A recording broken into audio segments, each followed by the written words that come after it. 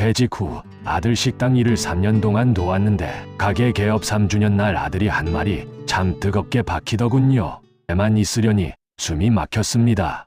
평생 아빠라는 이름으로 과장님이라는 이름으로 살다가 하루아침에 아무도 찾지 않는 사람이 된 느낌이었죠. 그때 아들이 전화를 했습니다. 아버지, 가게 오픈하는 거 아시죠? 초반에 사람도 없고 정신없을 텐데 한두 달만 도와주실 수 있을까요? 한두 달이라니 그 정도야 거뜬했죠. 그래서 그 다음 날부터 저는 다시 새벽 알람을 맞추기 시작했습니다. 아침 5시 시장에 나가 돼지고기 상태를 보고 채소 싱싱한 걸로 골랐습니다. 평생 회사만 다녔다지만 젊을 땐 시골에서 자라서 야채나 생선 보는 눈은 보통이 아니었습니다. 이건 오래 안 버텨. 저쪽에 있는 거로 주세요. 아들은 그런 저를 은근 자랑스러워 했습니다. 우리 아버지 눈 엄청 높으세요. 그래서 저희 집 재료는 걱정 안 하셔도 됩니다. 아버님이 실세시네요. 손님들이 농담을 던지면 저는 괜히 어깨가 으쓱해졌습니다. 점심 피크 때는 앞치마 두르고 서빙도 했습니다. 물 떠다 주고 반찬 더 갖다 드리고 가끔은 손님이 남긴 밥그릇을 보며 입에 안 맞으셨어요? 물어보기도 했죠. 집에 돌아오면 무릎이 퉁퉁 부어 있었지만 잠들기 전 핸드폰으로 가게 사진을 한 번씩 다시 들여다보며 생각했습니다. 그래, 나도 아직 쓸모있는 사람이야. 그때까지만 해도 참 행복했습니다. 언제부터였을까요? 아들이 조금씩 제 말을 끊기 시작한 어느 날은 이런 일이 있었습니다. 단골 손님이 와서 오늘 국물 유난히 맛있네. 하길래 제가 웃으면서 말했죠. 제가 아침에 다시 끓였습니다. 간을 조금 더 했어요. 아들놈이 아직 초보 사장이라 제가 옆에서 많이 신경 쓰고 있답니다. 그 말을 들은 아들이 손님 돌아간 뒤에 말했습니다. 아버지, 요즘 손님들은 사장 이야기를 듣고 싶어 하지 부모님 무용담 같은 건 별로 안 좋아해요. 너무 나서서 말씀 안 하셔도 돼요. 그 말을 듣는데 뭔가 가슴 한구석이 쿡 찔리듯 아팠습니다. 그날부터 저는 일부러 말수를 줄였습니다. 손님이 말을 붙여도 그냥 웃고 고개만 끄덕였습니다. 아들은 젊은 알바생을 한 명 새로 뽑았습니다. 키도 크고 말도 잘하는 요즘 말로 감성 있는 친구더군요. 사장님, 이거 인스타에 올리면 좋아요 많이 나올 것 같아요. 사진을 찍고 메뉴 이름도 예쁘게 바꾸고 벽에 작은 조명까지 달았습니다. 하루는 그 알바생이 없는 날이라 제가 카운터를 보고 있었는데 아들이 조심스럽게 말을 꺼냈습니다. 아버지, 손님 응대는 되도록 전화 직원이 할게요. 아버지는 주방 쪽 정리만 조금 도와주세요. 요즘 손님들이 약간 올드하다고 느끼시는 것 같아서요. 순간 귀를 의심했습니다. 올드하다. 평생 저를 지탱해준 단어는 경험과 노련함이었는데 이제는 그게 손님들을 불편하게 하는 말이 되어버렸답니다. 그 뒤로 아들은 자꾸 말했습니다. 아버지, 오늘은 안 나오셔도 돼요. 푹 쉬세요. 아버지 허리도 안 좋으신데 이런 건 저희가 할게요. 겉으로는 걱정하는 말이지만 속뜻은 뻔히 보였습니다. 이제 그만 쉬세요. 그래서 저도 점점 가게에 나가는 날을 줄였습니다. 일주일에 5번이던 게 셋으로, 그러다가 한 번으로, 그리고 어느 날 아들이 말했습니다. 아버지, 다음부터 오실 땐 미리 말씀해 주세요. 그 말 뒤에는 말하지 않은 마음이 달아붙어 있는 것 같았습니다. 가게 개업 3주년 날이었습니다. 저는 혼자 마트에 가서 작은 화분 하나와 케이크를 샀습니다. 리본에 적힌 문구가 참 애틋했죠. 3년 동안 수고했다. 내 아들. 카드를 사서 서툰 글씨로 한참을 쓰다 지웠다를 반복했습니다. 아빠는 내가 자랑스럽다. 내 가게가 내 인생 2번째 직장 같았다. 저녁 오픈 시간보다 조금 일찍 가게 앞에 도착했습니다. 유리문 너머로 아들이 분주하게 움직이는 모습이 보였습니다. 새로 뽑은 직원들과 웃고 떠들며 세팅을 하고 있더군요. 조심스레 문을 열려는데 안에서 아들이 먼저 나왔습니다. 아, 아버지 오셨어요? 반가움보다는 당황이 먼저 묻어나는 얼굴이었습니다. 오늘 3주년이라 그냥 얼굴이나 보러 왔다. 제가 그렇게 말하자 아들이 잠시 주변을 둘러보더니 조금 짜증 섞인 목소리로 말했습니다.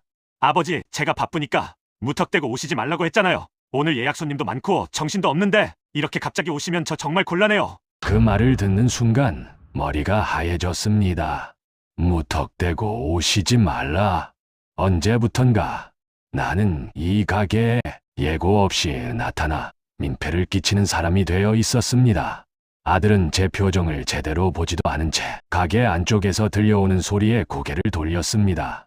사장님, 여기 2인분 추가요. 금방 가요. 아들은 다시 안으로 사라졌습니다. 그렇게 저는 가게 문 앞에서 케이크 상자와 화분을 든 채 혼자가 되었습니다. 유리문은 열려 있었지만 그날 저는 끝내 안으로 들어가지 못했습니다. 잠시 서 있다가 가게 옆 화분대 위에 제가 사온 화분과 케이크를 조용히 내려놓았습니다. 3년 동안 수고했다. 내 아들. 그 말을 밖에서 혼자 중얼거리고는 발걸음을 돌렸습니다. 가게 안에서 터져 나오는 웃음소리가 등 뒤를 쿡쿡 찌르는 것 같았습니다.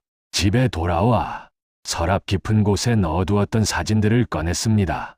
아들이 첫날 가게 문을 열던 날 둘이서 간판을 겨우 올려놓고 찍었던 사진, 첫 손님이 왔다며 둘이서 국물 맛을 보며 웃던 사진, 사진 속에서 아들은 떳떳한 사장이고 나는 든든한 그늘이었습니다. 사진을 한 장 넘기다가 문득 이런 생각이 들었습니다. 내가 뭘 그렇게 잘못했지? 가게 좀 도와달라 해서 진짜 내 일처럼 뛰어다녔고 내 한 몸 힘들어도 아들이 잘 되면 됐다고 생각했는데 그러다 갑자기 마음이 서늘해지더군요. 그렇구나. 헌신은 그 사람이 힘들 때까지만 필요하오. 편해지면 제일 먼저 지우고 싶은 그림자가 되는구나. 그래도 이제는 압니다. 제가 그 가게에서 사라져야 할 민폐는 아니라는 걸. 다만 이제 거기 말고 제가 서 있을 자리를 새로 찾아야 한다는 걸요. 그날 밤 사진을 천천히 다시 정리해 넣으면서 혼잣말로 다짐했습니다. 그래, 이제는 아들 가게 말고 나를 위해 한번 살아보자. 다음 날 아침, 늘 새벽 시장에 가던 시간에 버스 정류장으로 향했습니다. 이번엔 시장 대신 동네 문화센터 방향버스였죠. 기타 교실, 수채화 교실, 여행 동호회, 어색하게 신청서를 쓰며 손이 조금 떨렸지만 이상하게 가슴이 뛰었습니다. 아들 가게 주방에서만 서 있을 줄 알았던 내 발이 낯선 복도 위를 쿵쿵 울리며 걸어가고 있었습니다. 3년 동안 나는 아들의 꿈을 위해 살았습니다. 이제 남은 시간은 내 꿈이 무엇이었는지 기억해내는데 조금 써보려 합니다. 지금이라도 늦지 않았으니까요. 아버지의 새 출발을 응원하신다면 댓글로 응원 부탁드립니다.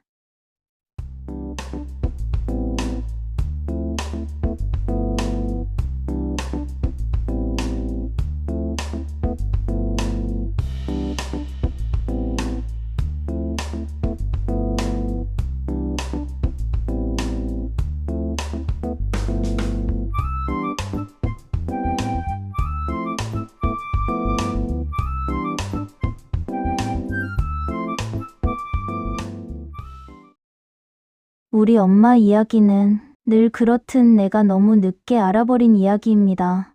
사람들은 우리 엄마를 역 청소 아줌마라고 불렀습니다. 퇴근 시간 지나고 막차 다니는 지하철역에서 엄마는 늘 형광색 조끼를 입고 걸레를 쥐고 있었죠. 나는 그게 너무 싫었습니다. 친구들이랑 놀다가도 지하철역 근처만 가면 고개를 푹 숙이고 엄마가 없는 쪽으로 돌아갔어요. 야, 저기 청소하는 아줌마 우리 반 누구 엄마다? 그래? 누군데? 그 말이 들리면 심장이 쿵 내려앉았습니다. 제발 나라는 거 들키지 마라. 엄마는 밤새 역 구석구석을 돌면서 휴지 줍고 토사물 치우고 화장실 변기 닦았습니다. 손등은 항상 세제에 불어트고 갈라져 있었죠. 근데 집에만 오면 늘 같은 말을 했습니다. 우리 딸 오늘도 수고했어. 배고프지? 엄마가 떡볶이 해줄까? 그 말이 그땐 왜 그렇게 듣기 싫었는지 몰라요. 중학생이 되자 나는 엄마가 더 창피해졌습니다. 친구 엄마들은 학원 데려다주고 좋은 가방 사주고 단톡방에서 선생님이랑 말도 섞는데 우리 엄마는 밤새 역에서 일하고 낮에는 쓰러져 자느라 학교 행사 한 번 못 왔습니다. 하루는 담임 선생님이 물었습니다. 너희 어머님은 어떤 일 하시니? 순간 머리가 하얘졌습니다. 그냥 회사 다녀요. 거짓말을 하고 집에 와서 엄마가 벗어놓은 형광색 조끼를 보는데 괜히 짜증이 치밀어 올랐습니다. 엄마 제발 그런 옷 현관에다 두지 말라니까. 친구들 보면 뭐라 그러겠어. 엄마는 잠에서 덜 깬 눈으로 나를 보며 웃기만 했습니다. 아이고, 우리 딸 친구들 오는구나? 그래, 엄마가 잘 숨겨놓을게 미안해. 그 웃음이 또 싫었습니다. 왜 맨날 미안하대? 그냥 좀 떳떳하게 살면 안 돼? 그래서 일부러 더 엇나갔습니다. 욕하는 애들이랑 어울리고 담배 피우는 애들 옆에 일부러 서 있고 학교도 빼먹고 방에서 밤새 게임을 했습니다. 엄마가 알아도 엄마는 한 번도 나를 때리거나 소리치지 않았어요. 우리 딸 그러지 말자. 뭐 상해. 됐어. 나한테 신경 쓰지 마. 역 화장실이나 닦으러 가. 그렇게 말해놓고 나는 입을 뒤집어 쓰고 몰래 울었습니다. 어느 날이었습니다. 새벽녘에 방 문이 살짝 열리더니 엄마가 내 책상 앞에 앉는 소리가 들렸습니다. 종이를 부스럭거리는 소리, 작게 훌쩍이는 소리. 몰래 눈을 떠보니 엄마가 성적표를 들고 울고 있었습니다. 내가 더 벌면 더 도와줄 수 있을 텐데 우리 딸 엄마 때문에 이렇게 되는 건가? 그 말을 듣고도 나는 자는 척했습니다. 괜히 가슴이 너무 아팠거든요. 그런데 그 아픔을 인정하기 싫어서 나는 더 모질게 굴었습니다. 그래, 차라리 나쁜 애가 되어버리자. 엄마도 한번 내 맛 좀 봐야지. 그렇게 나는 더 나쁜 친구들과 어울리기 시작했습니다. 문제는 항상 한순간에 찾아오는 것 같습니다. 고등학교 2학년 겨울밤, 친구들이랑 몰래 오토바이를 탔습니다. 야, 한 바퀴만 돌고 오자. 안 걸려. 빙판길에서 타면 안 되는 걸 알면서도 헬멧도 제대로 안 쓰고 올라탔습니다. 그리고 커브길을 도는 순간 세상이 뒤집히고 모든 게 하얗게 변했습니다. 눈을 떠보니 나는 병원 침대 위에 누워 있었고 숨 쉬는 것조차 힘들었습니다. 옆에서 들리는 의사 목소리가 아주 멀리서 들려오는 것 같았습니다. 신장 쪽 손상이 너무 큽니다. 계속 투석만으로는 어렵습니다. 가능하면 빠른 이식이 필요합니다. 엄마는 그 옆에서 두 손을 꼭 쥐고 있었습니다. 선생님, 제 걸로 하면 안 될까요? 검사 결과는 어떻습니까?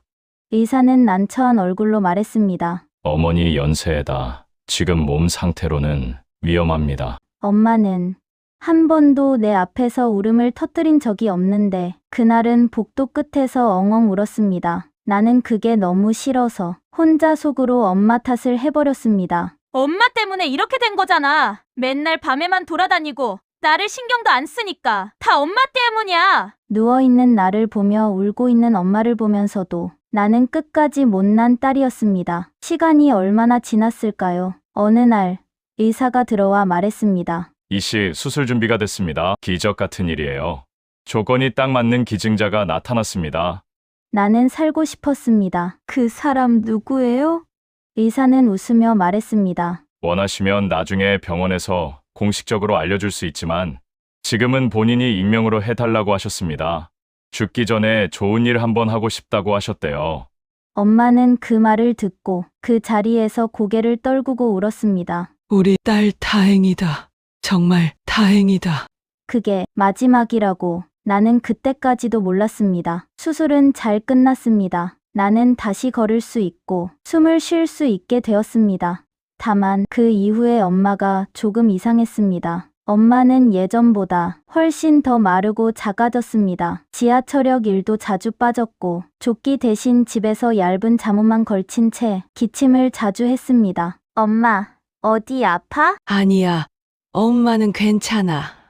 우리 딸이 이렇게 멀쩡해졌는데 엄마가 뭐가 힘들겠니? 전화기조차 제대로 못 들고 컵도 자꾸 떨어뜨리면서 엄마는 저에게 말했습니다. 엄마, 이제 돈 좀 모였어. 너 대학 등록금. 우리 딸 걱정 말고 공부만 열심히 해. 어디서 돈이 났냐고 물으면 엄마는 웃으면서 말했습니다. 역에서 근무 오래 했다고 시에서 보너스를 줬어. 요즘은 나라가 잘해줘. 그걸 나는 믿었습니다. 아니, 믿는 척했습니다. 한 번만이라도 엄마 검사 한 번만 받아보자. 그 말을 꺼냈다면 어땠을까요? 나는 그 말 대신 또 상처 주는 말을 골라 했습니다. 엄마 그만 좀 일해 아프면서 또 뭐 그렇게 돈이 좋아? 그럴 시간 있으면 그냥 쉬어. 나도 이제 다 컸어. 엄마는 그 말에 잠깐 멈칫하더니 그래도 웃었습니다. 그래도 엄마가 조금이라도 더 벌어야 우리 딸이 어깨 펴고 살지. 그렇게 어느 날 불안했던 나의 마음에 끝이 다가오고 말았습니다. 엄마가 쓰러진 날은 유난히 하늘이 맑았습니다. 역 계단을 오르다가 그대로 의식을 잃었다고 했습니다. 병원에 도착했을 때 엄마는 이미 차가운 숨을 멈춘 뒤였습니다. 손에는 낡은 걸레가 아직도 쥐어져 있었고 조끼 호주머니에서 구겨진 1,000원짜리 몇 장과 작은 종이 봉투가 나왔습니다. 봉투 겉에는 삐뚤빼뚤한 글씨가 적혀 있었습니다. 우리 딸이 볼 거 병원에서 꼭 전해주세요.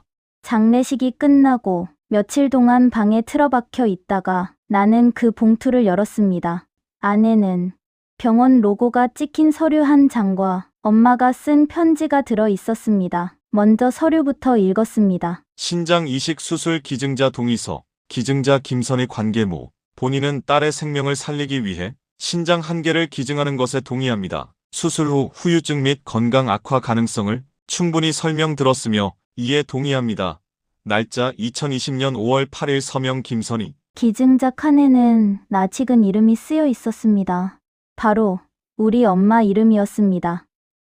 손이 덜덜 떨렸습니다. 그제야 예전에 의사가 말하던 어떤 고마운 분이라는 표현이 머릿속을 스쳐 지나갔습니다. 엄마 편지를 펼쳤습니다. 우리 딸 이서에게 우리 딸 수술 잘 끝나고 이 편지를 본다면 그때는 엄마가 곁에 없을 수도 있겠구나 생각하면서 손이 떨리네. 의사 선생님은 엄마한테 나이가 많고 몸이 약해서 위험하다고 했어. 그래도 엄마는 괜찮다고 했단다.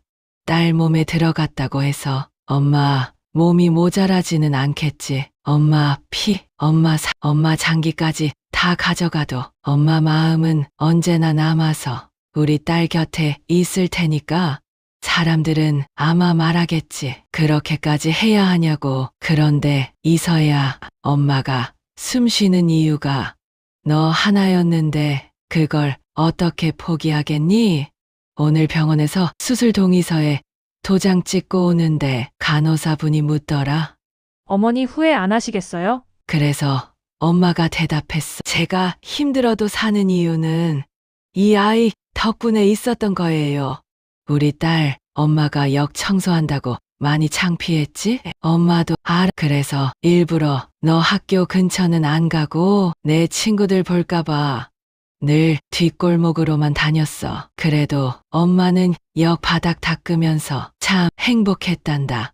사람들은 그냥 지나가지만 우리 딸이 지나는 길을 엄마가 닦는다고 생각하니까 그게 그렇게 감사했어. 수술 잘 끝나고 우리 딸이 나보다 더 오래, 더 멀리, 더 밝은 데로 걸어가 주면 좋겠다.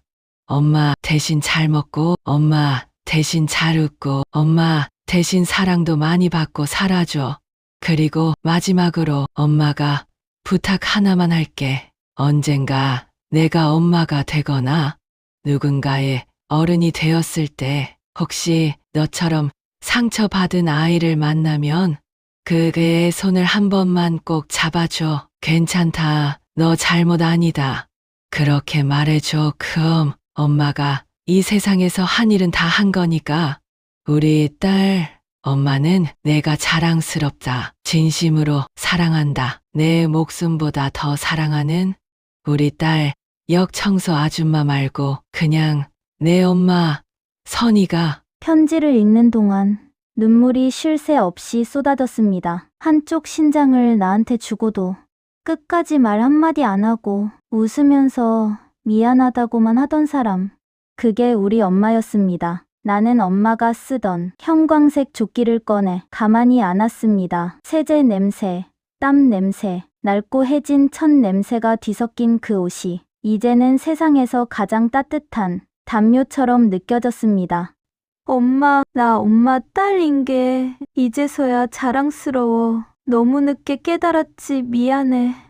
아무리 크게 외쳐도 대답해 주는 사람은 없었지만 신기하게도 역대합실 T에서 스쳐 지나가는 광고처럼 엄마 목소리가 들리는 것 같았습니다. 우리 딸, 이제 울지 마. 엄마는 항상 딸 옆에 있어. 나는 그날 이후로 완전히 다른 사람이 되었습니다. 공부도 조금씩 다시 시작했고 엄마가 닦던 그 역에 가서 가끔 봉사 활동도 하며 조용히 바닥을 쓸었습니다. 행인들은 그냥 지나가지만 나는 알고 있습니다. 이 길 위를 엄마가 평생 닦아 놓았구나. 지금도 가끔 밤 늦게 지하철역을 지나갈 때면 습관처럼 하늘을 올려다봅니다. 엄마, 나 오늘도 버티고 왔어. 엄마가 준 이 신장으로 엄마 목까지 살고 있어. 그러면 형광등이 깐 소리, 역 스피커에서 새는 잡음 사이로 엄마 웃음소리가 들리는 것 같습니다. 우리 딸 잘했다. 그렇게만 살면 돼. 이 이야기는 역 청소 아줌마라고 불리던 한 엄마와 늦게서야 엄마 사랑을 깨달은 저의 이야기입니다. 오늘 사연의 주인공처럼 우리는 너무 늦은 뒤에야 사랑을 깨닫곤 합니다. 지금 이 순간 떠오르는 사람이 있다면 늦기 전에 마음을 전해주세요.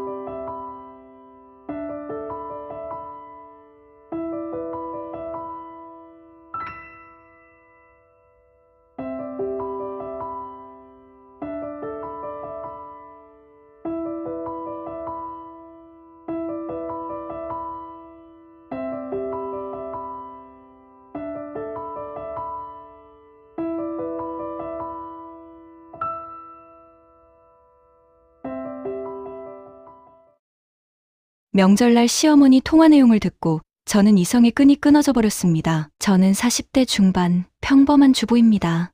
시댁은 차로 3시간 걸리는 지방 소도시, 친정은 우리 집에서 차로 30분, 시댁에서는 반대 방향으로 2시간 더 가야 합니다. 결혼하고 10년 동안 명절 코스는 늘 같았습니다. 여자들은 출가외인이지. 명절은 시댁에서 보내고 친정은 얼굴만 비추고 와. 시어머니의 이 한마디에 명절 전날엔 무조건 시댁으로, 명절 당일엔 시댁 아침 점심 저녁 다 챙기고 다음날 오후에야 겨우 친정에 들렀다가 저녁 먹고 부랴부랴 올라오곤 했습니다. 친정엄마는 항상 웃으면서 그러셨어요. 야, 너 오기만 해도 어디냐. 운전 힘든데 오래 안 있어도 돼. 그 말 들을 때마다 더 미안하고 서러웠죠. 그러다 몇 해 전 시아버지가 돌아가시고 나서부터 상황이 더 심해졌습니다. 시아버지 제사, 명절, 생신, 모든 가족 행사는 어머니 외로움 달래기 명목으로 다 시댁에 올인해야 했습니다. 올해 설날도 시어머니는 미리 못 박으셨습니다. 30말이야. 나 혼자잖아. 내 친정은 명절 지나고 아무 때나 가도 되잖니? 그래서 저는 이번엔 처음으로 아주 조심스럽게 말을 꺼냈습니다. 어머니, 이번 설은요, 설 당일 점심까지만 있다가 저녁부터는 친정에서 자고 올라갈게요. 대신 음식은 미리 제가 다 준비해 올게요. 시어머니 얼굴이 딱 굳어졌습니다. 그래도 되는 줄 아니? 내 엄마는 딸도 있으니까. 괜찮고 나는 너 하나뿐인데. 그 말이 참 이상했습니다. 저는 그 집 막내 며느리였거든요. 형님이 둘이나 있는데 명절 일은 항상 저 몫이었으니까요. 그래도 이번엔 포기하기 싫었습니다. 사실 저는 친정 엄마랑 작은 펜션을 예약해 둔 상태였거든요. 엄마가 무릎이 안 좋으셔서 이번 설에는 제가 엄마를 모시고 1박 2일로 가까운 곳에 가기로 했습니다. 한 번쯤은 엄마한테도 며느리처럼 잘해드리고 싶다. 그런 마음이었어요. 남편에게도 이미 여러 번 말해두었습니다. 이번 설은 진짜 반반이야. 시댁 하루, 친정 하루. 이게 안 되면 난 앞으로 명절 가족 행사 다 줄일 거야. 남편은 처음에 시큰둥했습니다. 알았어. 그렇게 해보자. 그렇게 설날 아침 시댁에 도착해 새벽부터 음식하고 설거지하고 차례 지내고 친척들 밥상 치우고 나니 벌써 오후 2시가 넘었습니다. 저는 슬슬 눈치를 보며 말했습니다. 어머니, 저희 이제 정리하고 갈게요. 그때부터 시어머니 표정이 변했습니다. 지금 벌써? 야, 밥 좀만 더 먹고 가라. 저녁은 먹고 가야지. 어머니, 펜션 체크인이 5시라서요. 늦게 출발하면 도로도 막히고 아이도 차 안에서 오래 있으면 힘들어요. 그때 갑자기 시어머니가 허리를 부여잡으며 소파에 털썩 주저앉았습니다. 아이고, 허리야 어지럽다. 남편이 깜짝 놀라 어머니께 다가갔습니다. 엄마, 어디 아파? 병원 갈까? 저는 순간적으로 또 시작이다 싶었습니다. 명절마다 어김없이 나오던 그 아픈 척 카드였거든요. 하지만 이번에는 전 눈 깜짝하지 않았습니다. 시어머니가 남편과 저를 번갈아 보더니 이렇게 말씀하셨어요. 너희들 다 가버리면 나 혼자 어떻게 살아? 나 올해도 혼자 있으면 그냥 집 정리하고 요양원 들어간다. 그때 가서 효도할 생각 마라. 그리고는 일부러 크게 들리게 중얼거리셨습니다. 역시 며느리는 며느리일 뿐이야. 친정이 더 좋지. 그래. 다 가버려라. 저는 순간 손이 덜덜 떨렸습니다. 그러다 안방에서 시어머니가 통화하시는 소리가 들렸습니다. 문이 완전히 닫히지 않아 목소리가 그대로 새어나왔습니다. 야, 미수가 며느리 친정 간다는 거 오늘 못 가게 딱 잡아놨다. 웬 펜션이래? 지 엄마 모시고 여행 간다고 지랄을 하더라. 내가 요양원 간다니까 남편 표정 보라고 꼼짝 못해. 명절엔 며느리를 이렇게 묶어놔야 해. 안 그러면 벌은 나빠져. 그 말을 듣는 순간 머릿속에서 무언가 딱 하고 끊어졌습니다. 저는 거실로 나와 가만히 남편을 불렀습니다. 여보, 잠깐만 여기 와봐.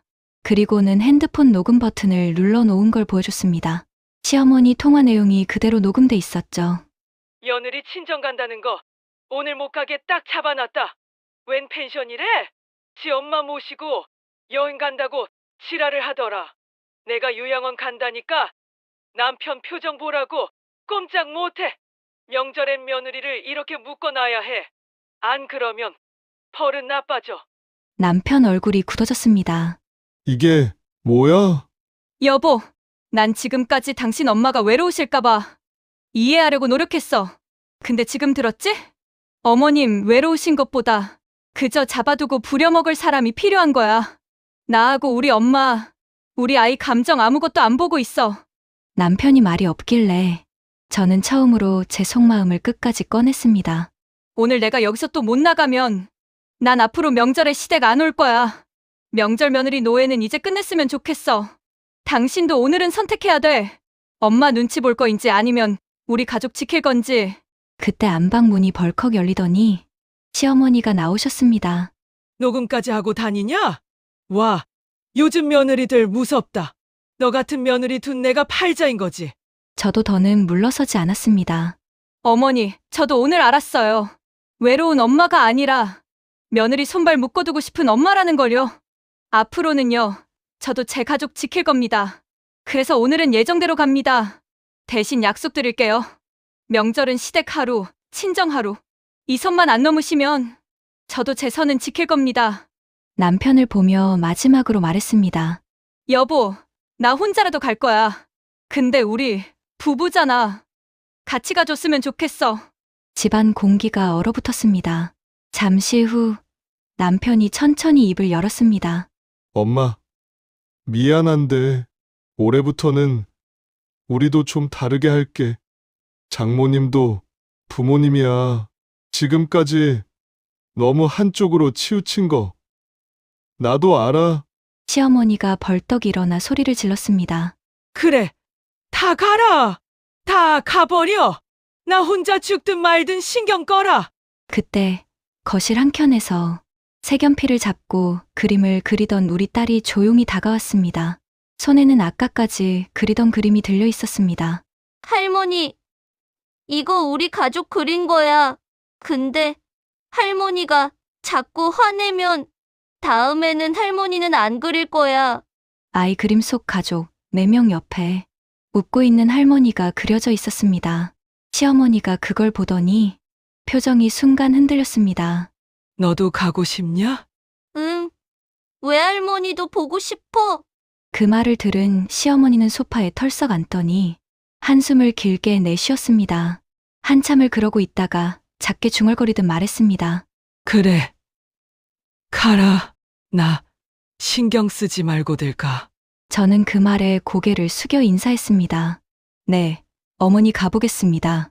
그렇게 우리는 결혼 후 처음으로 설날 저녁을 친정에서 보내게 되었습니다. 펜션에 도착해 짐을 풀고 엄마와 저녁을 먹는데 갑자기 남편 휴대폰으로 영상통화가 걸려왔습니다. 시어머니였습니다. 화면 속 시어머니는 조금 울먹인 눈으로 억지 미소를 지어 보이셨습니다. 야, 잘 갔냐? 길 안 막혔냐? 네, 엄마. 잘 왔어요. 그때 우리 딸이 화면 앞으로 달려가 말했습니다. 할머니 집이랑 외할머니 집이랑 공평하게 가는 거야. 그래야 할머니도 착한 할머니야. 잠시 침묵이 흐르더니 시어머니가 피식 웃으셨습니다. 그래. 그래, 알았다. 공평하게 가자. 그 이후로 우리 집 명절은 완전히 달라졌습니다. 시어머니는 처음엔 투덜거리셨지만 동네 친구들한테 이렇게 말씀하고 다니신다더군요. 요즘은 며느리 힘든 거 좀 봐줘야 오래가. 나도 이제 반반 한다. 반반. 우리 며느리 기가 얼마나 센지 몰라. 내가 무서워서라도 져줘야지.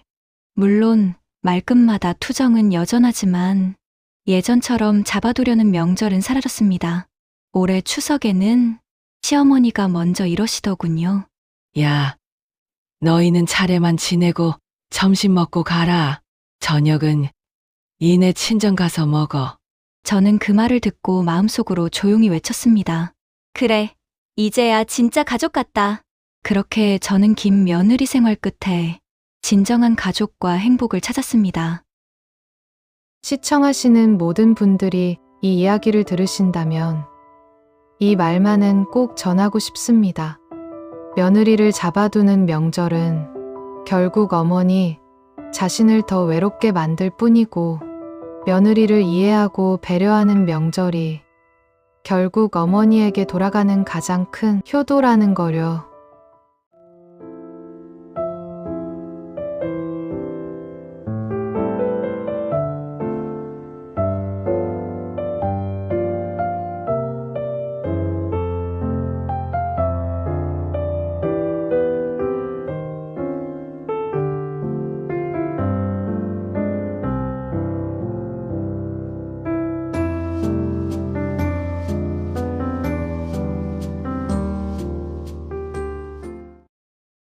내 딸이 결혼하겠다고 데려온 남자.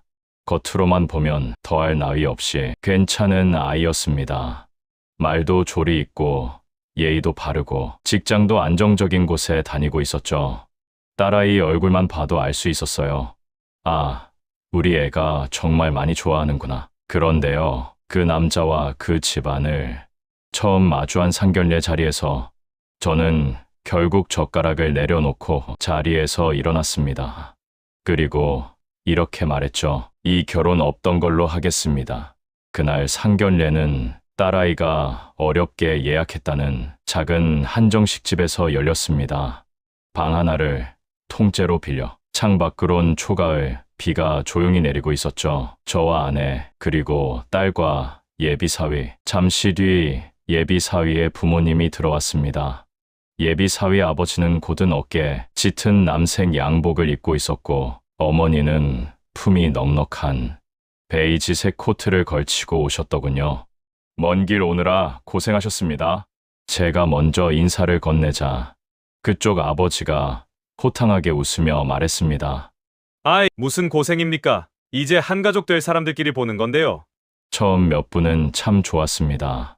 이야기도 잘 통했고 딸과 그 남자가 어떻게 만났는지 어떤 점이 좋았는지 웃으며 이야기 나눴죠. 딸은 긴장한 듯 제 눈치를 살피다가도 남자 얼굴만 보면 쑥 웃음이 새어나왔습니다. 그래, 우리 애도 이제 시집을 가는구나. 저는 마음속으로 조용히 중얼거렸습니다. 문제는 음식이 하나둘 나오기 시작할 때 슬며시 모습을 드러냈습니다. 저희 집이 아들만 둘입니다. 그 중에서도 이 아이가 큰아들 장남이에요. 그래서 결혼하면 아무래도 책임감이 크죠. 그 말까지는 그럴 수 있다고 생각했습니다. 그런데 이어지는 말이 문제였습니다.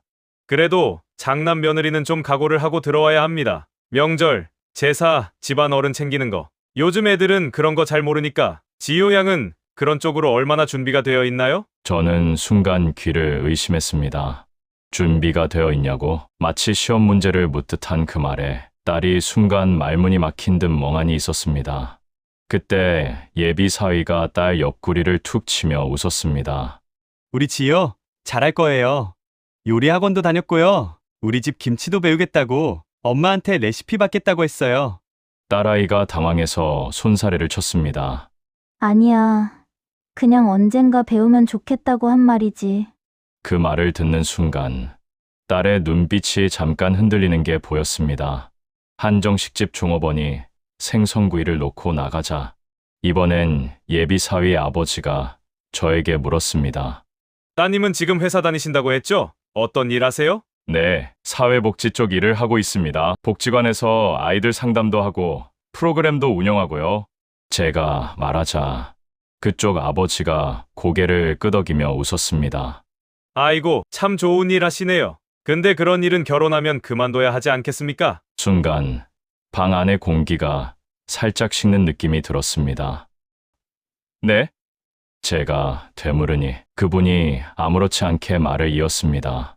그런 일은 마음은 보람 있는데 몸은 고되고 돈은 안 되잖아요. 결혼하면 집안 살림하고 남편 뒷바라지하고 애 낳아서 키우고 그렇게 사는 게 안정적이죠. 보통 부모님들 다 그렇게 생각하지 않나요? 저는 딸을 바라봤습니다. 딸은 숟가락을 꼭 쥔 손을 살짝 떨고 있었고 눈동자는 접시만 멍하니 바라보고 있었습니다. 그 눈빛에서 저는 분명히 봤습니다. 이 얘기를 이미 몇 번 들었던 아이의 표정을요. 저는 조심스럽게 물었습니다. 지효야, 너 결혼하면 회사 그만둘 생각이니? 딸은 대답 대신 저를 보지도 못한 채 작게 중얼거렸습니다. 잘 모르겠어. 일단 결혼 준비하면서 생각해 보려고 했어. 예비 사위가 그 말을 듣고 웃으며 덧붙였습니다. 아, 아버님. 지효가 원래 책임감이 강해서요. 근데 사회복지 일은 너무 힘들기도 하고 야근도 많고 몸이 안 버틸까봐 걱정이라서요. 저희 집에서도 결혼하면 한 1, 2년 안에는 그만두는 걸로 이야기가 좀 됐어요. 예비 사위 어머니도 자연스럽게 말을 보탰습니다. 그럼요. 집안일, 애유가 시부모님 챙기는 것만 해도 벅찰 텐데. 무슨 일을 또 해요? 여자는 결국 집이죠? 밖에서 아무리 잘 나가봐야 집안이 엉망이면 무슨 소용이에요? 그 말을 듣는 순간 제 안에서 무언가가 서서히 뜨거워지기 시작했습니다. 그때 제 머릿속에 아내의 젊은 날이 떠올랐습니다. 우리 집에도 한때 큰 꿈이 있던 사람이 한 명 있었습니다. 바로 제 아내입니다. 아내는 젊을 때 미술을 정말 좋아했습니다. 결혼 전까지만 해도 작은 학원에서 아이들을 가르치며 틈틈이 개인 작품도 그렸죠. 그러다 둘을 낳고 시댁 제사, 남편 뒷바라지, 아이들 돌보는 일에 하루하루가 쓸려 내려가듯 흘러갔습니다. 주변 어른들은 그랬습니다. 여자가 너무 앞에 나서면 집안이 꼬인다. 애들 크기 전까지는 집에 있는 게 정답이야. 그 말에 아내는 자기 꿈을 한 칸, 또 한 칸 접어 넣었습니다. 저는 그걸 옆에서 지켜보면서도 제대로 잡아주지도 못했습니다. 조금만 참아. 애들 좀 더 크면 다시 하면 되잖아. 제가 그렇게 말하면서 실은 아내에게 꿈 대신 참음을 권하고 있었던 겁니다. 그리고 세월이 꽤 흐른 뒤에서야 저는 깨달았습니다. 자기 삶에서 조금씩 빠져나가다 보면 언젠가 그 사람 얼굴에서 나라는 모습이 희미해진다는 거려. 그걸 가장 가까이서 본 사람이 바로 저였습니다. 그래서였을 겁니다. 상견례 자리에서 우리 딸이 자신을 한 칸씩 뒤로 밀어넣고 있는 모습이 남 일 같지 않게 느껴졌던 게 예비 사위 어머니가 김치를 집어들며 한마디를 더 얹었습니다. 요즘 어린애들은 시댁을 너무 싫어하고 멀리하는 게 문제예요. 우리 땐 출가회인이었는데 결혼하면 친정보단 시댁을 더 가까이 할 수밖에 없죠. 지유야, 너도 그런 마음가짐은 좀 가져야 한다. 딸이 그 말을 듣고 입을 꾹 다물었습니다. 저는 다시 한번 확인하고 싶었습니다. 결혼하면 지효가 친정 오는 것도 눈치 볼 정도인가요? 예비 사위 아버지가 웃으며 말했습니다. 에이, 그런 게 어딨습니까? 명절이랑 제사 때만 우리 집에서 제대로 있으면 되지. 그 외에는 알아서 가겠죠 뭐. 그러면서도 덧붙였습니다. 다만 결혼하고 나서는 점점 자기 집이 어딘지 헷갈리지 않게 선은 지켜야죠. 딸 가진 부모님들이 그걸 잘 못하시더라고요. 그 웃음 속에 섞여 있는 가벼운 말들 사이로 저는 분명히 들었습니다. 내 딸은 이제 우리 집 사람이다. 너희는 한 발 물러나라. 그 말이 그렇게 들려왔습니다. 그 순간 저는 숟가락을 천천히 내려놓았습니다. 물컵을 들어 한 모금 삼킨 뒤 천천히 말을 꺼냈습니다. 죄송합니다만 방 안의 시선이 모두 제게로 쏠렸습니다. 오늘 이야기는 여기까지 하는 게 좋겠습니다. 예, 그게 무슨 말씀이세요? 예비 사위 아버지가 당황한 얼굴로 물었습니다. 저는 딸을 한번 바라봤습니다. 딸은 눈에 눈물이 그렁그렁 맺힌 채 고개를 숙이고 있었습니다. 그 모습을 보고 전 더 이상 참을 수 없었습니다. 저는요, 제 딸이 누군가의 당연한 희생이 되는 결혼은 시키고 싶지 않습니다. 조용히 그러나 단단하게 말했습니다. 예비 사위 어머니가 얼굴을 붉히며 말했습니다. 아니, 아버님. 지금 저희가 며느리를 뭐 하려고 그런 것도 아니고 당연한 얘기를 하는 건데 그게 왜 희생입니까? 당연한 얘기 제가 한 번 따라 내뱉었습니다. 딸이 자기 일을 그만두는 게 당연한 일이고 시댁을 진짜 집으로 삼는 게 당연한 일이고 명절과 제사와 집안 어른 챙기는 걸 혼자 떠맡는 게 당연한 일이라면 그 당연함 속에서 흔들리는 애 마음은 누가 봐줍니까? 예비 사위가 조급하게 말을 끼어들었습니다. 아버님, 저도 그렇게까지 생각하는 건 아니고요. 그냥 저희 집이 원래 좀 보수적인 편이라. 보수적인 건 괜찮습니다. 그런데요, 지금 이 자리에서 너는 꿈을 줄여라. 너는 내 삶을 포기해라. 그 말을 이렇게 습관처럼 하고 계십니다. 저는 그게 두렵습니다. 한동안 정적이 흘렀습니다. 저는 마지막으로 제 딸을 바라봤습니다. 지호야, 솔직하게 말해보자. 내가 정말 원하는 게 뭐냐? 딸은 한참 동안 입을 열지 못했습니다. 그저 눈에서 눈물만 뚝뚝 떨어졌습니다. 결국 떨리는 목소리로 한마디 했습니다. 나 내일 그만두고 싶진 않아.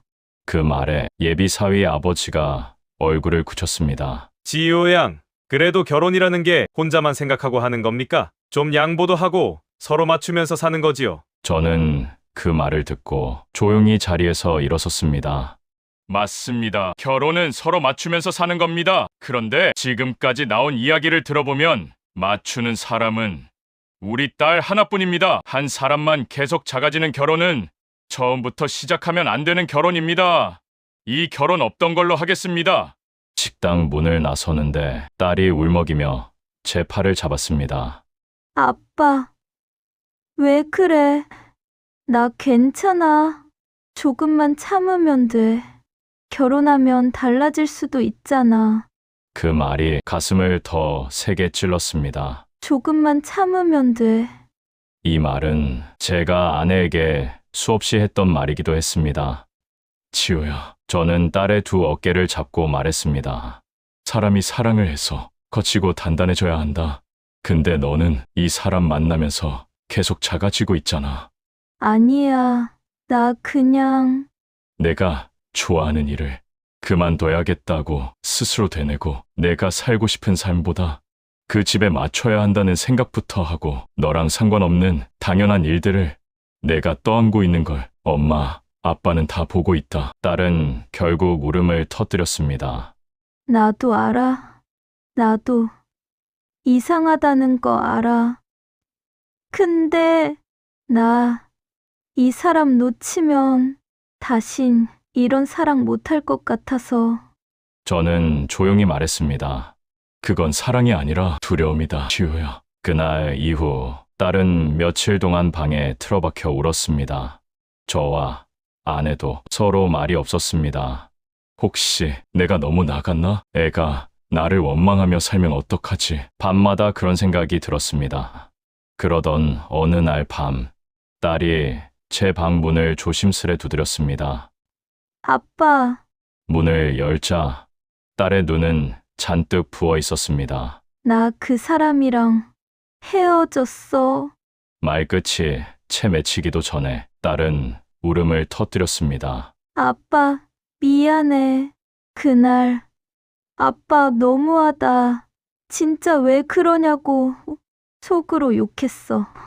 근데 그 사람 집이랑 계속 얘기 나누다 보니까 아빠가 왜 그랬는지 그제야 알겠더라. 딸은 휴대폰을 제게 보여줬습니다. 예비 시어머니에게 온 메시지였습니다. 지유야, 결혼하면 당연히 내 일보다 집안이 먼저야. 너 일도 소중하겠지만 아내와 며느리 역할이 우선이라는 건 알고 있어야 한다. 그 아래엔 예비 사위에게서 온 메시지도 있었습니다. 우리 엄마가 좀 옛날 사람이라 그래. 너만 조금 이해해주면 안 돼? 직장은 결혼하고 나서 상황 봐서 다시 생각해보자. 딸은 소리 죽여 울며 말했습니다. 아빠, 나 그 메시지 읽는데 숨이 안 쉬어졌어. 마치 내가 내 인생에서 쫓겨나는 기분이었어. 결혼하면 나는 그냥 아내랑 며느리만 남는 것 같아서. 저는 딸을 꼭 끌어안았습니다. 지우야, 그래서 그날 아빠가 자리에서 일어난 거다. 엄마도 아빠도 내가 내 삶에서 쫓겨나는 꼴은 도저히 못 보겠더라. 딸은 제 품에 얼굴을 묻고 한참을 울었습니다. 시간이 좀 흐른 뒤 딸은 다시 직장에 나가기 시작했습니다. 얼굴이 완전히 밝아진 건 아니었지만 조금씩, 아주 조금씩 다시 웃음을 되찾았습니다. 어느 주말 저녁, 딸이 밥을 먹다가 말했습니다. 아빠, 응? 그날 진짜 창피했어.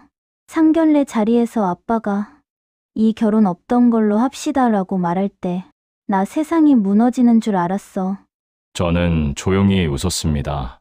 그랬겠지. 딸이 젓가락을 내려놓고 제 눈을 똑바로 바라봤습니다. 근데 지금은 고마워. 아빠가 그때 나 대신 도망쳐줘서. 그 말에 제 눈가도 뜨거워졌습니다. 아빠도 그렇게 말해줘서 고마워, 우리 딸. 여러분, 자식이 울고 있다고 해서 무조건 그래, 내가 원하는 대로 해라. 이 말이 항상 정답은 아닙니다. 어쩔 땐 그 눈물 속에 살려달라는 소리가 섞여 있을 수도 있습니다. 자식이 울고 있으면 그 울음 뒤에 나를 좀 지켜줘. 라는 마음이 들린다면 부디 그 손을 잡아주십시오. 세상이 다 등을 돌려도 마지막까지 내 편이 되어줄 사람은 부모 한 사람이면 충분하니까요. 아이를 세상으로 떠미는 부모가 아니라 다시 일어설 수 있게 등을 한 번 더 받쳐주는 사람, 그 사람이 바로 우리 부모입니다. 오늘도 어딘가에서 조용히 울고 있을 당신의 딸, 당신의 아들을 위해 한 번만 더 그 손을 꽉 잡아주십시오.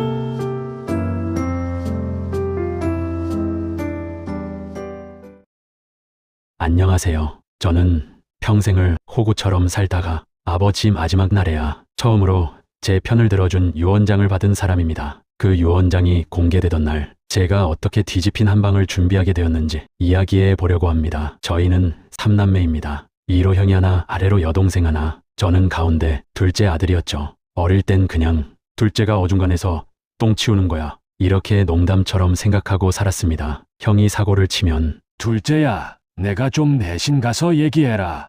동생이 울면 둘째야, 너가 오빠니까 달래줘라. 집안일, 심부름, 부모님 병원 모시기, 명절 준비, 제사, 늘 저희 몫이었습니다. 처음엔 그냥 내가 좀 더 부지런한가 보다 이렇게 생각했는데 나이를 먹을수록 그게 아니라 얘는 시키면 다 하는 애 이렇게 찍혀 있었던 거더라고요. 저희 아버지는 작은 공장을 하셨습니다. 부자가 아니라 그냥 그래도 애들 굶기진 않는다 이 정도의 가장이셨죠. 형은 대학도 아버지 돈으로 나가고 유학 비슷하게 어학연수도 다녀왔습니다. 사업한다고 자금 부족하다고 할 때마다 아버지는 집 담보로 대출까지 받으셨죠. 그때마다 둘째야, 내 명의로도 조금만 같이 서줘라. 가족끼리인데 설마 뭐가 되겠냐. 그 말 한마디에 제 이름으로도 보증을 서고 제 카드로 사업 자금 막은 적도 많았습니다. 형은 그럴 때마다 이렇게 말했습니다. 내가 잘 되면 진짜 제일 먼저 챙기는 게 너야. 우리는 형제잖아. 형제끼리 계산하는 거 아니다. 그 말이 그땐 참 따뜻하게 들렸습니다. 여동생은 결혼할 때 아버지가 혼수며 집 전세 보증금까지 거의 다 마련해 주셨습니다. 아버지가 그러셨죠. 여자는 시집 갈 때 잘 보내야 된다. 아들은 몸뚱이 하나면 됐어. 그 말을 듣고도 저는 그래 뭐 동생이니까 하고 넘겼습니다. 아버지가 70이 넘어가면서 건강이 급격히 나빠지셨습니다. 처음엔 혈압이 안 좋다, 당뇨 수치가 어떻다 이런 정도였는데 어느 날 갑자기 쓰러지셔서 뇌졸중 판정을 받으시고 반신 마비가 왔습니다. 그날 형제들한테 다 연락을 했습니다. 형은 말했습니다. 야, 나 지금 바빠. 병원비는 내가 좀 넣어줄게. 당장은 내가 좀 챙겨라. 너 집도 가깝잖아. 여동생은 말했습니다. 오빠, 애들 학원 데려다 줘야 되고 시댁도 신경 쓸 게 많아서 가끔 주말에 갈게. 결국 아버지 병원 바짓가랑이를 잡고 서 있는 사람은 늘 저 혼자였습니다. 밤에 보호자 침대에서 자고 기저귀 갈고 재활치료 따라가고 회사에 양해를 구해 반차 연차를 쪼개 쓰다가 결국 팀에서도 눈치를 받기 시작했습니다. 어느 날 상사가 묻더군요. 아버님 형제들 없으세요? 왜 항상 혼자입니까? 그 말을 듣는 순간 마음 한구석 쑥 하고 꺼졌습니다. 아버지 병이 오래가자 슬슬 형제들 입에서 집 이야기가 나오기 시작했습니다. 형이 어느 날 저를 불러 밥을 사주면서 말했습니다. 야, 아버지 재산이라고 해봐야 지금 사는 집이랑 공장 건물 하나잖아. 그것도 대출 껴있고 나중에 아버지 돌아가시면 이거 공평하게 3등분 하자. 괜히 서로 오해 생기지 않게. 이 말을 들으면서도 저는 당연한 말이라고 생각했습니다. 근데 형의 속마음은 다른 데 있었더군요. 알고 보니 형은 아버지 공장에서 나오는 수익을 이미 자신이 운영하는 회사로 돌리고 있었고 공장 땅까지 미리 본인 명의로 넘겨놓으려고 문서 작업을 하고 있었습니다. 나중에 그 사실을 알았을 때 형은 이렇게 말했습니다. 야, 이건 다 세금 때문에 그런 거야. 실질적인 소유는 아버지지. 괜히 오해하지 마라. 그땐 법도 잘 모르고 형을 믿고 싶었던 마음이 더 커서 그냥 넘어갔습니다. 지금 생각하면 그때부터 저는 호구가 아니라 바보였던 거죠. 아버지가 정리하고 남긴 건 도시 외곽에 있는 아파트 한 채뿐이었습니다. 공장, 건물은 이미 형 명의로 넘어가 있었고 예금은 여동생 집 전세 자금과 형 사업 자금으로 빠져나간 뒤였죠. 아버지는 그 아파트에서 요양을 하다시피 노후를 보내고 계셨습니다. 어느 날 아버지가 부르시더군요. 야, 둘째야. 나 좀 데리고 변호사 사무실 좀 가자. 솔직히 처음엔 깜짝 놀랐습니다. 혹시 형이 또 뭐 옮기려고 그러나? 이런 생각이 먼저 들 정도로 이미 저는 형을 못 믿고 있었거든요. 근데 아버지는 작은 목소리로 제게 말했습니다. 이번엔 내 얘기다. 그날 아버지를 휠체어에 태워 작은 변호사 사무실에 갔습니다. 변호사는 아버지와 저를 번갈아 보며 조용히 물었습니다. 오늘 오신 이유 다시 한번 말씀해 주세요. 어르신. 아버지는 마비된 손을 힘겹게 움직이며 천천히 말했습니다. 유언장을 쓰려고 합니다. 나중에 애들이 둘째를 못 잡아먹어서 안달나겠지만. 변호사가 웃으며 대묻더군요. 왜 그렇게 생각하세요? 아버지의 말은 제 가슴을 찢어놓았습니다. 평생 둘째만 잡아다 썼거든요. 보증도 둘째한테 서게 하고 장례 준비도 다 둘째한테 맡겼죠. 형이랑 막내는 좋은 것만 가져갈 줄 알지 힘든 건 한 번도 안 했습니다. 나 죽고 나면 어떻게든 둘째 것까지 가져가려고 들 겁니다. 그 말에 저는 눈물이 왈칵 쏟아졌습니다. 아버지, 저는 괜찮아요. 형이랑 동생도 가족인데. 그때 아버지가 한마디를 딱 잘라 말했습니다. 가족이면 뭐하냐? 내 인생만 갉아먹었는데. 아버지는 변호사 앞에서 분명하게 말씀하셨습니다. 내가 지금 살고 있는 이 집, 그리고 내 명의로 남아있는 예금 전부 둘째에게 줍니다. 큰아들은 공장 건물, 막내딸은 전세 자금, 혼수 다 해줬으니 그걸로 끝났다고 생각합니다. 혹시 나중에 큰아들이니 막내니 하면서 유류분 청구를 한다고 해도 내가 생전에 누구에게 무엇을 얼마나 줬는지 다 적어 놓을 겁니다. 그 자리에서 변호사는 아버지의 말씀을 하나하나 받아 적었습니다. 그리고 제게 물었습니다. 아드님, 이 내용 알고 계셔도 됩니다만 혹시 나중에 형제들 사이에 분쟁이 생길 수도 있어요. 괜찮으시겠습니까? 저는 망설였습니다. 이걸 내가 안다는 것 자체가 나중에 내가 욕먹는 빌미가 되는 건 아닐까. 그때 아버지가 말했습니다. 둘째야, 이건 내가 처음으로 오고 아닌 인생을 살 수 있는 마지막 기회다. 그 말을 듣고 저는 고개를 끄덕였습니다. 그날 이후로 아버지는 이상할 정도로 철저해지셨습니다. 형에게 줬던 돈, 여동생에게 해준 지원, 언제 얼마를 어떻게 줬는지 손이 떨리는 와중에도 수첩에 하나하나 적어 놓으셨습니다. 그리고 저에게 말했습니다. 이건 유언장보다 더 중요하다. 나중에 필요하면 변호사에게 가져가라. 손글씨로 쓰여진 그 수첩은 그야말로 아버지 인생의 장부였습니다. 그리고 아버지는 마지막까지도 형과 동생에게는 이런 말씀만 하셨다고 합니다. 둘째, 고생시키지 마. 욕심 부리지 말고 니들이 이미 받은 거나 잘 지켜. 아버지는 그로부터 6개월 뒤 조용히 눈을 감으셨습니다. 장례식장에 형제들이 다 모였습니다. 형은 장례식장 자리부터 정리하더니 슬슬 사람들 앞에서 맞이 코스프레를 하기 시작했습니다. 제가 큰아들이니까 제가 전부 책임지겠습니다. 둘째는 마음이 여려서 이런 거 잘 못해요. 실제로는 장례식 비용, 상조사 계약, 부고, 연락, 장지 정하는 것까지 다 제가 준비한 뒤였습니다. 여동생은 울면서 말했습니다. 오빠, 우리 이제 서로 의지하면서 잘 지내자. 남은 건 우리밖에 없잖아. 그 말을 들으면서도 한쪽 가슴에서는 이상한 싸늘함이 올라왔습니다. 아버지가 준비한 그 유언장 알고 나면 이 사람들 표정이 어떻게 바뀔까? 장례가 끝나고 49제쯤 지났을 때였습니다. 아버지와 함께 갔던 변호사에게 전화가 왔습니다. 아드님, 유족분들 다 모이는 자리가 혹시 곧 있을까요? 유언장 관련해서 한번 정식으로 모셔야 할 것 같습니다. 마침 형이 집 문제 정리하자면서 집으로 모이라 하던 참이었습니다. 그래서 저는 형에게 조심스럽게 말을 꺼냈습니다. 그날 변호사님도 같이 부를게. 아버지 남겨놓으신 게 있어서. 형은 잠깐 당황한 표정을 짓더니 곧바로 웃으며 말했습니다. 그래, 뭐 유언장 같은 게 있으면 더 좋지. 공평하게 나누자는 얘기겠지 뭐. 그 웃음이 저는 그렇게 편안하게만 보이진 않았습니다. 드디어 그날이 왔습니다. 아버지가 살던 낡은 아파트 거실에 형과 여동생 그리고 형수, 매제까지 다 모였습니다. 형은 시작부터 말했습니다. 자, 오늘은 아버지 집을 어떻게 정리할지 얘기하는 자리니까 감정 빼고 딱 계산적으로만 가자. 여동생도 거들었습니다. 오빠 말 맞아. 우리 나이도 있는데 이런 걸로 얼굴 붉히면 뭐하니? 그 말 속에는 이미 당연히 3등분이라는 기본 깔림이 되어 있었습니다. 그때 토인종이 울렸습니다.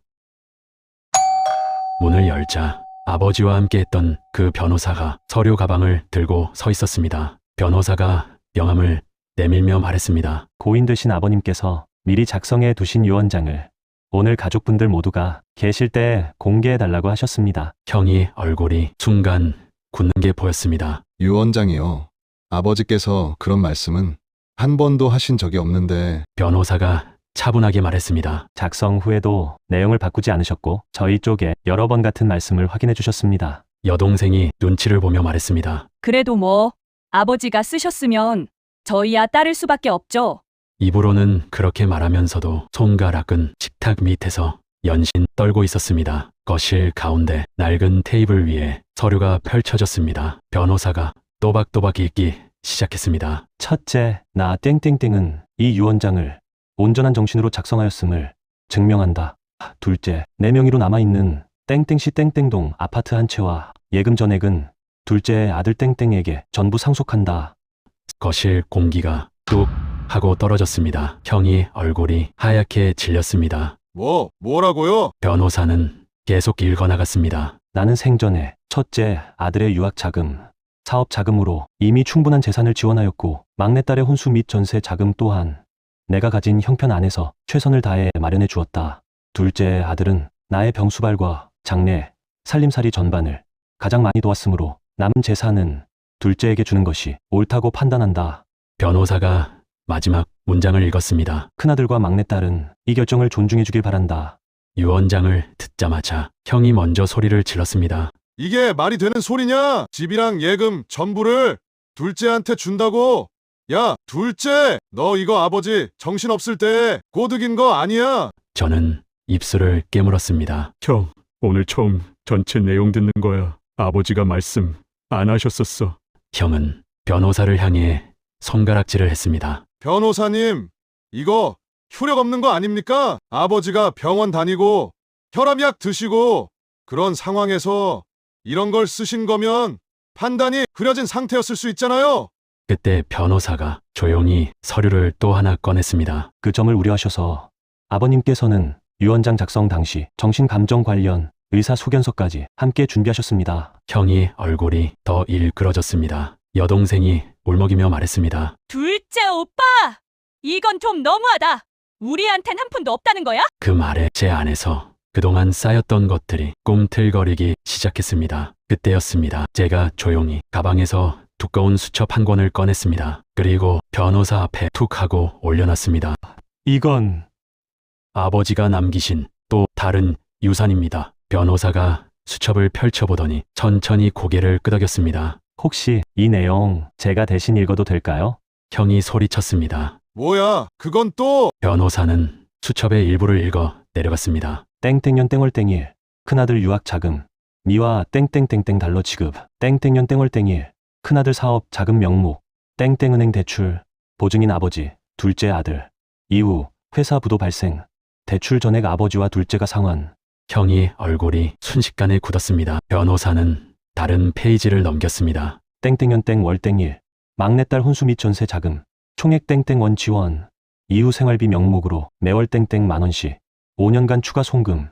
여동생의 눈에서도 눈물이 쏟아졌습니다. 변호사가 마지막으로 이 한 줄을 읽었습니다. 둘째에게는 별도의 돈을 준 적이 거의 없다. 대신 내 몸과 집을 맡겼다. 형은 여전히 인정하지 않으려 했습니다. 그래도 그렇지. 집이랑 예금을 전부 둘째한테 주는 건 너무 불공평하잖아요. 우리도 법적으로 유류분 청구할 권리 있는 거 맞잖아요. 그때 제가 핸드폰을 꺼냈습니다. 그리고 조용히 음성 파일 하나를 재생했습니다. 스피커에서 익숙한 목소리가 나왔습니다. 야, 너희 셋 다 들으렴. 아버지 목소리였습니다. 큰아들아, 막내야. 이걸 들을 때면 나는 아마 이 세상 사람이 아닐 거다. 니들한테 미리 말하면 또 싸울까봐 이렇게 녹음을 남긴다. 아버지의 목소리는 늙고 떨렸지만 단단했습니다. 너희는 이미 받을 거 다 받았다. 유학도, 사업 자금도, 전세 자금도, 생활비도. 둘째는 한 번도 달라는 말 안 했다. 오히려 나 빚 갚느라 자기 집 담보까지 잡혔다. 내 마지막 남은 집 한 채 정도는 둘째에게 줘도 되지 않겠냐? 혹시라도 이 집까지 욕심을 낸다면 그땐 나를 아버지라고 부르지 마. 거실이 숨소리 하나 없이 고요해졌습니다. 형이 눈에서도 눈물이 흐르기 시작했습니다. 녹음 파일이 끝나고 한참 동안 아무 말이 없었습니다. 먼저 입을 연 건 여동생이었습니다. 오빠, 나 이 집에 욕심 안 낼게. 솔직히 말하면 처음엔 나도 당연히 3등분이라고 생각했어. 근데 아버지 수첩이랑 방금 녹음 들으니까 할 말이 없다.